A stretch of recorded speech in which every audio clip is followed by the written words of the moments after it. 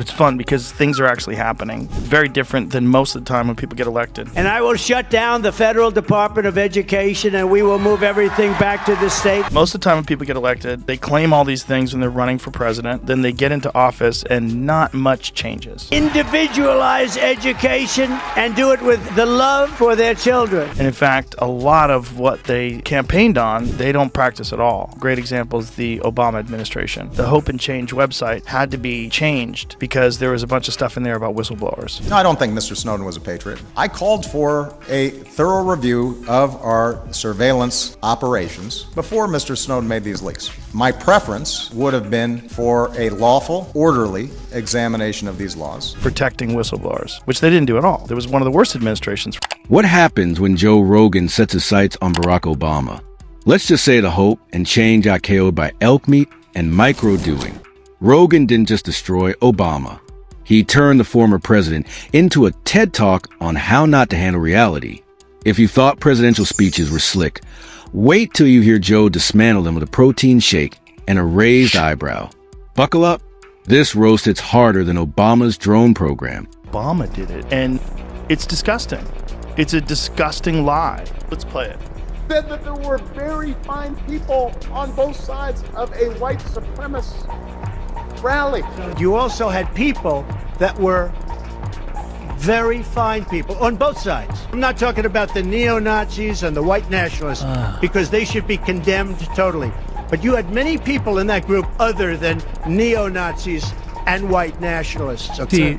See, that's crazy. I have never seen that last part of it because the news has said that lie over and over and over. Barack Obama strutted through 8 years of presidency like the guy at the gym who spends 40 minutes in front of the mirror but can't bench press a bag of marshmallows. The man talked hope, change, and unity with the dramatic flair of a motivational poster stapled to a sinking ship. While the world caught on fire, he smiled through it like it was just a roast session on Netflix. Smooth delivery, zero accountability, and a Nobel Peace Prize thrown in like a party favor at a warlord's birthday bash. Glass of water? I'm serious. I'm thirsty. Can I get a glass of water? This is not a prank. You never seen it? No. Oh my God, it's amazing. Oh, it's amazing. No. He gets a glass of Flint tap water, and I swear to God, he drinks it like this. Problem is solved? Bullshitting the world. Watch this. Can I get some water? I really did need a glass of water. This is not a stunt. Usually when something isn't a stunt, you have to say It's that. 100% a stunt. When was the last time a president stopped a speech to ask, can I get a glass of water? What? They would never do that. They would have water ready for him. Joe Rogan didn't even come in hot. He just leaned back, raised an eyebrow, and dropped one of those classic Rogan curveballs. And that was it. The guy started glitching like a Wi-Fi router in a basement. All that polished charm gone. Suddenly, the calm, collected, cool guy looked more like a malfunctioning spokesperson trying to sell Expire Hope. Joe didn't roast him. He disassembled him piece by piece until all that was left was a suit, a smile, and no answers. Obama, during this Kamala Harris administration, it changed my opinion of that guy. I don't understand how we got so toxic, so divided, and so bitter. He said he wanted generals like Adolf Hitler had. Donald Trump said that. Did you have a high opinion of him before? Yeah, I did. I did, just as an intelligent person, a statesman. He's probably caught up in the system. It's very difficult to make real meaningful change. You think you're going to do something, and then you get into office, and you're like, oh God, what a quagmire this place is. But watching him just straight up lie. Obama was supposed to be a revolutionary. Instead, he became the guy who shows up to Revolution, takes a selfie, and sells the footage to Netflix. Underneath the eloquence and Spotify-curated swagger was a politician so manufactured, he made IKEA furniture look artisanal. The guy could deliver a 40-minute speech on empathy and drones strike a village before the echo faded. He talked about peace the same way fast food joints talk about health technically, but with a side of deep-fried contradiction. Obama, during this Kamala Harris administration, it changed my opinion of that guy. I don't understand how we got so toxic, so divided, and so bitter. He said he wanted generals like Adolf Hitler had. Donald Trump said that. Did you have a high opinion of him before? Yeah, I did. I did, just as an intelligent person, a statesman. He's probably caught up in the system. It's very difficult to make real meaningful change. You think you're going to do something, and then you get into office, and you're like, oh God, what a quagmire this place is. But watching him just straight up. Meanwhile, Joe Rogan tore through the polished image of Barack Obama with nothing but logic and that trademark Rogan delivery. Part curiosity, part are you serious right now? He didn't come armed with charts or the think tank jargon. Just one question like, wait, isn't that completely nuts? And boom, the whole Obama legacy started wobbling like a house of cards built on a drone strike. Here's the guy who swore transparency would define his presidency and then left behind a surveillance state. So bloated it could apply for its own zip code. It's like promising to clean your attic, and instead you install a conveyor belt that dumps some more junk daily. And yes, let's talk about drones. Obama treated those things like fidget spinners with missiles. While the rest of the world was playing Fruit Ninja, he was busy playing. Joe broke it down beautifully. If your win still leaves people selling their car to afford stitches, maybe it's not such a win. When a doctor's visit needs a 90-minute explainer video, 3 logenins, and a decoding ring from a cereal box just to know what it costs, you're not fixing the system. You're building a bureaucratic escape room. And somehow Barack sold that with a smile. Ever see that? He sips it like this. He barely drank it. There you go. Generally, I have not been doing stunts here, but, you know. Watch this. What was that? It just confirms Flint water is drinkable. Get him gallons of that and then monitor his diarrhea. He wants Hitler's generals to take over, and he's genuinely dangerous. Cut to yesterday and the two of them. There they are chatting. Barack's laughing, genuinely laughing, to where like his body is shaking. And let's not forget the economy. Obama rode the recovery wave like a kid pretending he built the roller coaster. Joe's take more like congratulations on surviving the crash you did nothing to stop, and then congratulating yourself for not immediately setting the house on fire again. The man could frame a recession as character development. Unemployment goes up. That's a teachable moment. Wages stagnate. That's resilience training, baby. Then there's the race issue. Obama had the unique chance to heal racial divisions. What he actually did was pour vegan essential oils on a dumpster fire and call it aromatherapy. Obama played both sides like a DJ trying to keep the boomers and the TikTok crowd on the same dance floor.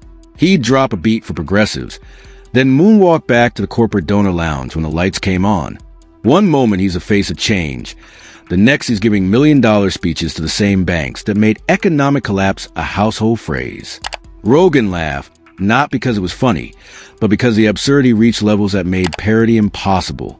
Obama was a remix of hope with auto-tune accountability. He's a Netflix producer, along with his 8-adult wife, Michelle. He's producing more racial division. The latest is called Leave the World Behind. It's a fictional thriller about the collapse of technology and what humans would do with no phones or computers. The movie follows a family on vacation at a rental house, and one night they're visited by a father and a daughter who show up seeking shelter. They say their phones no longer work and they need a place to stay. So immediately the white family, because they're evil, that's included in their DNA of course, is suspicious of the visitors because they're black.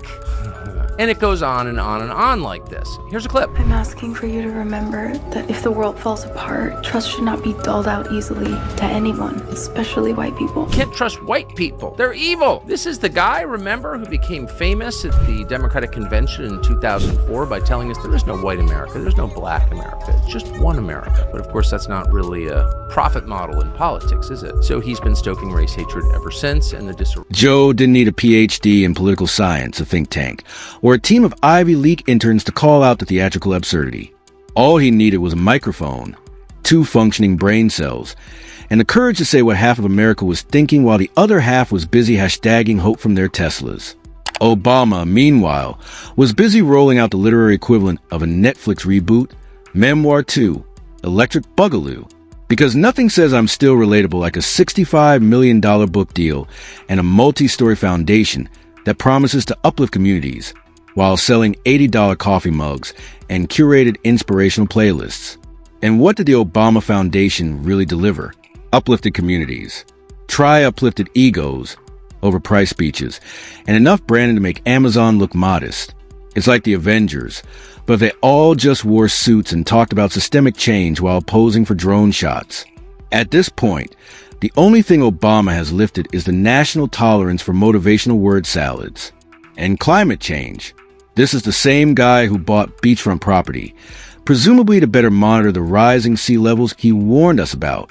Because nothing screams urgency like building your dream mansion on the spot that's allegedly going underwater. Went on stage and he roasted Trump. Donald Trump is here tonight. And one of the lines he said to Trump, he said, "I'm one thing that you'll never be," which is the president of the United States. Donald Trump has been saying that he will run for president as a Republican, which is surprising since I just assumed he was running as a joke. And you could see Trump in his head going, okay, I'm going to run now. That one moment where Obama was talking shit to him might be the reason why Trump was like, I'll show you. It's like giving a TED talk about fire safety while flipping burgers on a gasoline grill, or telling people to abandon the sinking Titanic while you're lounging in a hot tub on deck sipping Dom Perignon, and reminding everyone to compost their panic. And let's talk foreign policy.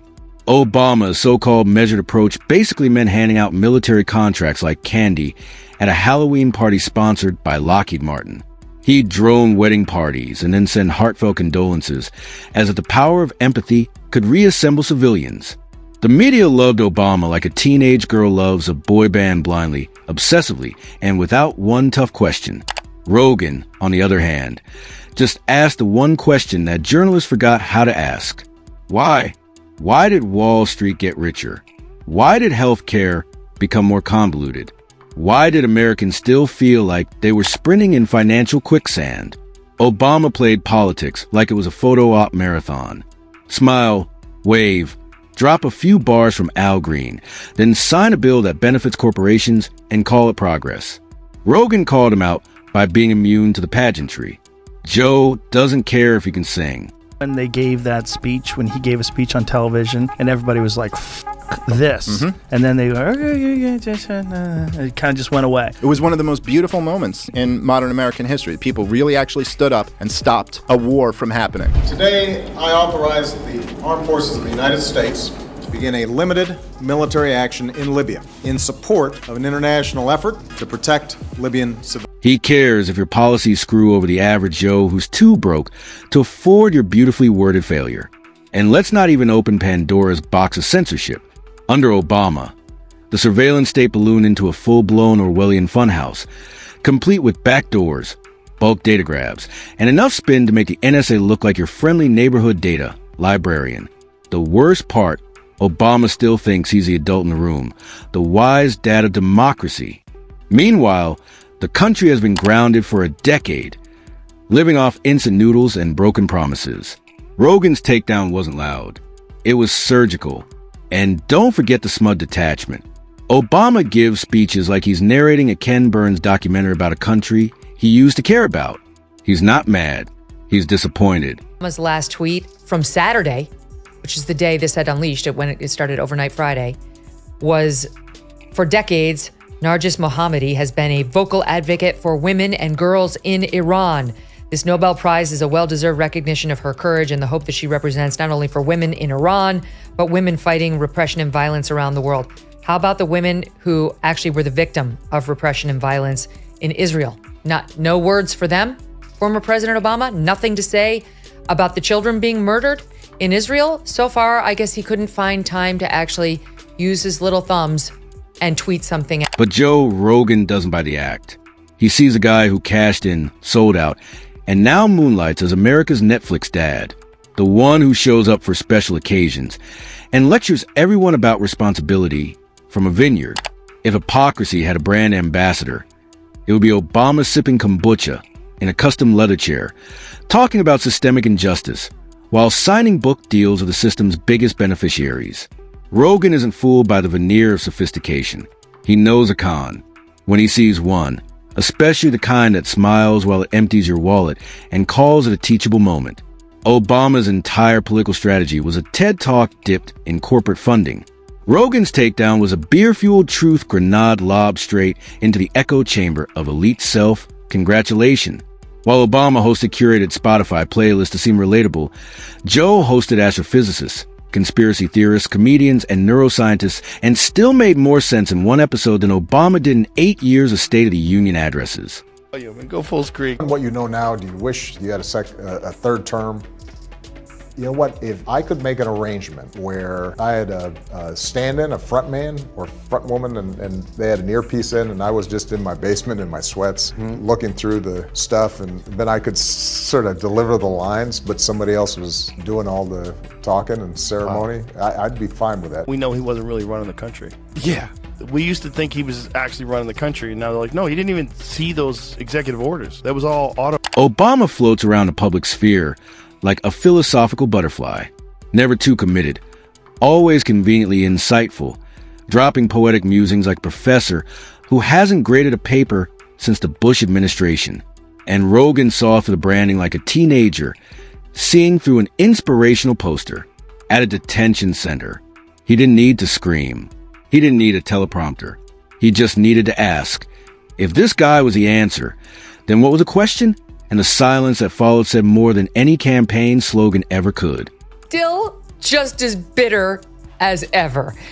There's such a great new spin of complaints here. Here's one from her most recent episode, which still on YouTube, she's got like 200,000 subscribers. It's really amazing that now she's been doing this for how many episodes? She's been literally on every podcast of the left wing promoting it. And that's still all she's managed to get. Here she is interviewing Dr. Sharon Malone, perhaps better known as former Attorney General Eric Holder's wife.